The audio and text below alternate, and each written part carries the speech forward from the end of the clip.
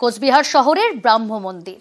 এই মন্দিরের বয়স প্রায় 138 বছর। সংস্কারের অভাবে ধুঁকছে ব্রাহ্ম মন্দির এবং ব্রাহ্ম সমাজ পার্ক। মন্দিরের গায়ে বয়সের ছাপ, মাকড়সার জাল, অবহেলা। এটা কোচবিহার শহরের ব্রাহ্ম মন্দির। বয়স প্রায় 138 বছর। একসময় ব্রাহ্ম সমাজের উপাসনা স্থল ছিল এই মন্দির। এখন সেসব কিছুই হয় না। এটাকে সাজিয়ে তোলার পরিকল্পনা আমরা অনেকবার শুনেছি, কিন্তু কেন হচ্ছে না তা প্রশাসন ভালো বলতে পারবে বা পৌরসভা ভালো বলতে পারবে। কোচবিহার শহরের সুনীতি রোডের পাশে ব্রাহ্ম মন্দির।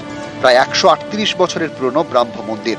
নববিধান ব্রাহ্ম সমাজের প্রতিষ্ঠাতা ছিলেন কেশবচন্দ্র সেন। তার বড় মেয়ে সুনীতি দেবীর বিয়ে হয় কোচবিহারের রাজা নৃপেন্দ্র নারায়ণের সঙ্গে। তারপর তৈরি করা হয় ব্রাহ্ম মন্দির। পরে রাস্তার নাম হয় সুনীতি রোড। বছর 20 আগে এই মন্দিরের পাশেই পার্ক তৈরি করে কোচবিহার পুরসভা, ব্রাহ্ম সমাজ পার্ক। এই পার্কে ঘাস নেই, শুকনো পাতায় ভরা। পার্কের দোলনা ভাঙা, খেলার সামগ্রীতে ধুলো জমেছে। স্থানীয়রা বলেন এই পার্কে আছে সাপের বাসা। সন্ধে হলে মাঝে মধ্যেই নাকি শিয়াল বের হয়।